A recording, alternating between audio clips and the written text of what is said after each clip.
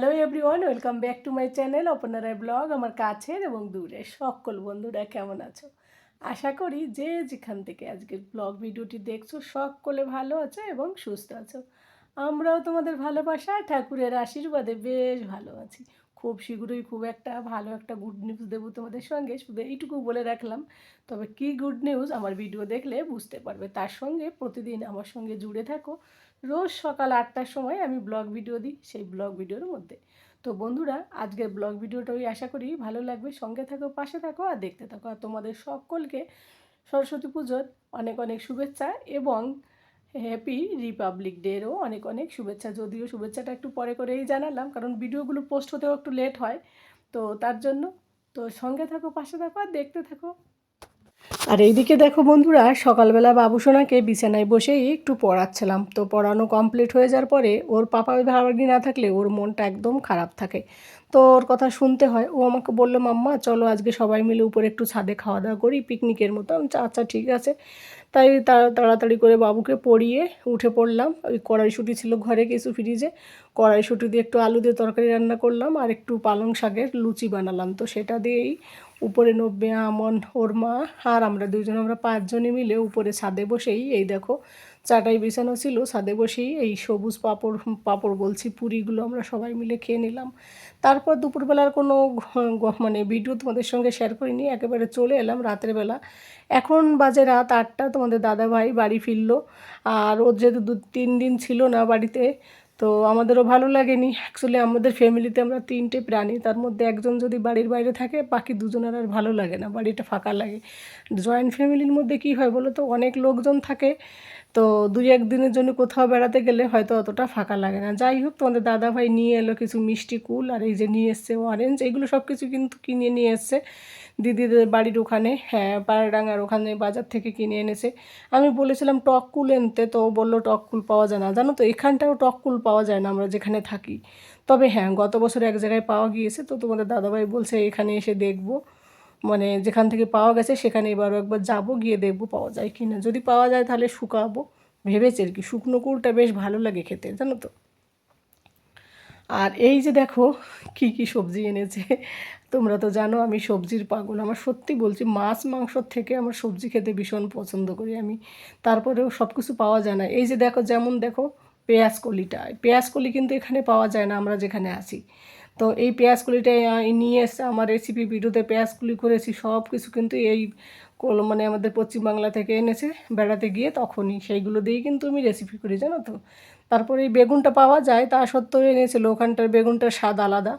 তারপরে এই যে 12 মাসের যে আমগুলো, কাঁচা আম, সেই আম এনেছে ½ কিলো।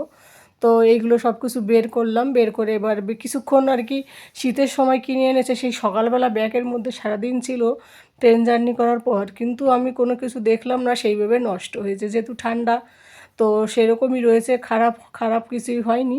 তবুও এইগুলো কিছুক্ষণ যেহেতু ব্যাগের মধ্যে ছিল, কিছুক্ষণ খোলামেলা রাখবো, রাখার পর তারপরে আমি ফ্রিজে স্টোর করব। তো দেখো এই যে এত কিছু এনেছে, ওলকপি, তারপর ওদিকে খেসারি কলাই শাক, কাঁচা আম, আমটা দেখে বেশ মজা লাগলো, অসময় আম বলো, আমের চাটনি, আমের টক যাই হোক না কেন খেতে কিন্তু বেশ ভালোই লাগে। তো যাই হোক, সব দেশের বাড়ির সবজি পেলে বেশ, আমাদের ওখানকার সবজির টেস্ট আলাদা আর এখানকার পাহাড়ি মাটির সবজির টেস্ট আলাদা। তো এইগুলো এখন এই যে সব কিছু বের করে রেখে দিলাম, কিছুক্ষণ এরকমভাবে থাকবে, তারপরে যেটা যেটা ফ্রিজে রাখার দরকার সেটা সেটা রাখবো, মানে রেখে দেবো। আর বাকি যেগুলো আগামীকাল রান্না করব সেইগুলো বাইরেই রেখে দেবো।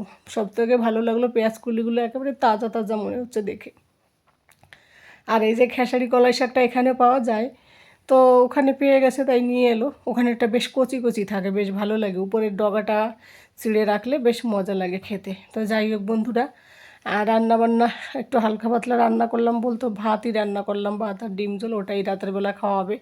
রান্নাবান্না সেইভাবে তোমাদের সঙ্গে শেয়ার করলাম না, কারণ এইগুলো গুছিয়ে পরিষ্কার করে রাখতে আমার অনেকটা টাইম লেগে গেল। তারপর আবার রান্না করার পর উপরের ইয়েটাও একটু পরিষ্কার করলাম অফ অফ ক্যামেরায় সব কিছু। সব সময় ক্যামেরা আর কি করাও হয় না, কাজের ফাঁকে ফাঁকে যতটা পারি ততটাই চেষ্টা করি তোমাদের সঙ্গে। আর এ পর্যায়ে যেসব বন্ধুরা আমার পাশে আছো, আমার সাথে আছো, নতুন পুরাতন সমস্ত বন্ধুদের অনেক অনেক ভালোবাসা আমার সাথে এইভাবে থাকার জন্য এবং আমাকে এতটাভাবে সাপোর্ট করার জন্য। তো নতুন বন্ধুরা প্রথমবার যদি ভিজিট করো, যদি ভালো লাগে কোথাও কোনো অংশ, তাহলে আমার এই ছোট্ট চ্যানেলটিকে সাবস্ক্রাইব করে দিয়ে আমার পাশে থেকে যেও, আর পাশে থাকা বেল আইকনটি প্রেস করে দিও, তাহলে প্রতিদিন আমি যে ভিডিওগুলো দেবো সেগুলো সবার আগে তোমাদের কাছে পৌঁছে যাবে। আর অবশ্যই ভিডিওটি দেখার পর যদি ভালো লাগে লাইক কিন্তু করো এবং একটা মিষ্টি কমেন্ট করো। তোমাদের একটা মিষ্টি কমেন্ট, একটা লাইক আমাকে পরবর্তী ভিডিও বানাতে ভীষণ উৎসাহিত করে এবং ভীষণ ভালো লাগে। যদি ভিডিও করার পর কেউ একটু কথা বলে সেই সম্বন্ধে বেশ মজা লাগে। আর এই দিকে দেখো নিচেরটা তো পরিষ্কার করেছি, আর উপরেরটা ভেবেছি একটু লুকটা চেঞ্জ করব রান্নাঘরের। এই যে শিলপাটাটা এখানটায় রেখে দিলাম, কারণ অনেক সময় দেখবে মিক্সি গ্রাইন্ডার থেকে শিলপাটা রান্নাবান্না একটু অন্যরকম লাগে। আর এই যে ঢপটা এখানটায় রয়েছে না, পুরো আটকে যায়। এটাও ভেবেছি জলের এই ডাব্বাটাকে অন্য জায়গায় হাঁটিয়ে দেবো। তো দেখি কি করা যায়, তাহলে রান্নাঘরের উপরেটা একটু জায়গা থাকবে আর কি, জায়গা থাকবে। খাওয়া দাওয়া করার পরে এই যে মিক্সিটাও একটু পরিষ্কার করলাম আজকে বেশ ভালো করে। তো রান্নাঘরটাকে পুরো ধুয়ে কস করতে করতে আমার অনেকটা টাইমও লেগে গেলো, 10টা বেজে গেলো। তো সব কিছু আর সেই জন্য আর ভিডিও করতে পারিনি তোমাদের সঙ্গে বন্ধুরা। আর এই যে মিক্সি গ্রাইন্ডারটা এত নোংরা ছিল, এটা ব্রাশ দিয়ে বেশ সুন্দর করে পরিষ্কার করেছি। অনেক দিন ধরে ভেবেছি আজ করব কাল করব করে করে না আর করাই হয় না। তো মাঝে মাঝে আমি কি করি, কোনো দিন বলো তো রাতের বেলা ডিনার করার পরে এই কাজগুলো করি। কারণ কি, এখন না তখন এই ভেবে ভেবে কাজটা ফেলে রাখা হয়, তারপর আস্তে আস্তে অনেক দিন পেরিয়ে যায়। তো অনেকটা নোংরা হয়েছিল, পরিষ্কার করতে টাইমও লাগলো। ব্রাশ দিয়ে বেশ সুন্দর করে পরিষ্কার করলাম, আর মনে হচ্ছে একদম মিক্সি জারটা নতুন। আর এই দিকে দেখো যে ভিডিওটা শেয়ার করছি, এটা হচ্ছে 26শে জানুয়ারির ভিডিও। এটা হচ্ছে আমার বোনের মেয়ের স্কুলের ভিডিও। তো আমার রসগোল্লা আর বড় মা দুজনে বেশ সুন্দর করে সাজুগুজু করছিল ফ্ল্যাগ দিয়ে। তাই দেখতে বেশ ভালো লাগলো, তাই ভাবলাম তোমাদের কাছেও শেয়ার করি। এই দেখো আমার বোনের মেয়ে, ওটাকে আমি ছোটোবেলা থেকে রসগোল্লা বলি। এখন আর রসগোল্লাটা কম বলা হয়, বড় হয়ে গেছে। তো যাই হোক, ওদের ওদের স্কুলে গিয়েছিল ওরা, তো সেটাই একটুখানি শেয়ার করলাম। ভালো লাগলো ভীষণ। কেন বলো তো, ছোটোবেলায় আমাদের বাড়ির পাশে একটা স্কুল ছিল। ছোটোবেলায় চকলেট খাওয়ার জন্য স্কুলের সামনে দাঁড়িয়ে থাকতাম, নিজেদের স্কুলে যদি না যাওয়া লাগতো। তো নিজেদের স্কুলটা দূরে ছিল, তো ওইটা যদি যেতাম তো যেতাম। তারপরে আবার আমাদের বাড়ির পাশের স্কুলটায় এসে এই 1 টাকা মানে 25 পয়সা একটা চকলেট ছিল, সেই চকলেট খাওয়ার জন্য স্কুলের সামনে দাঁড়িয়ে থাকতাম। আর স্যাররা ম্যামরা চকলেট দিত, খেতে বেশ ভালো লাগতো। আর নিজের স্কুলে গেলেও সেখানে গিয়েও চকলেট খেতাম। বেশ সেই ছোট্টবেলা সেই ছেলেবেলার দিনগুলো বেশ মনে পড়লো। তো এরা এখন রেলিংয়ে যাবে, সেই ব্যবস্থাই করছিলো, কে কোথায় দাঁড়াবে না করবে এইসব আর কি। তো যাই হোক বন্ধুরা, আজকে ছোট্ট একটা ব্লগ ভিডিও নিয়ে এলাম। তো আশা করি আজকের ব্লগ ভিডিওটি তোমাদের সকলের ভালো লেগেছে। যদি ভালো লাগে অবশ্যই জানিও, আর কে কোথা থেকে আমার ভিডিওটি দেখছো তোমরা সেটাও কিন্তু জানিও।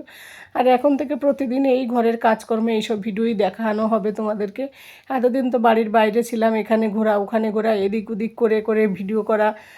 আর এখন আবার সেই দিনে আর কি ফিরে আসা। আর এই যে দেখো কত সুন্দর মুখে এঁকেছে, বেশ ভাল লাগছে দেখতে। মুখে ফ্ল্যাগের যেটা এঁকেছে না, এটা দেখতে সোনাই মাকেও ভালো লাগছে, বড়ো মাকেও ভালো লাগছে। বড়ো মা বলি আমার বড় দিদির মেয়েকে আর কি। তো ওরা ওখানটায় খুব এনজয় করছিলো, তাই বোন বলছিল, তাই বললাম আমাকে একটু পাঠিয়ে দে, তাই ও পাঠিয়ে দিল, তোমাদেরকে একটু শেয়ার করলাম। আর কি সুন্দর লাগছিল, ম্যামগুলোকে গার্জেনগুলোকে সবাই কিন্তু সেজেগুজে এসেছে, বেশ মজা লাগছিল দেখতে। তাই বন্ধুরা, তোমাদের রিপাবলিক ডে কেমন কাটলো অবশ্যই জানিও।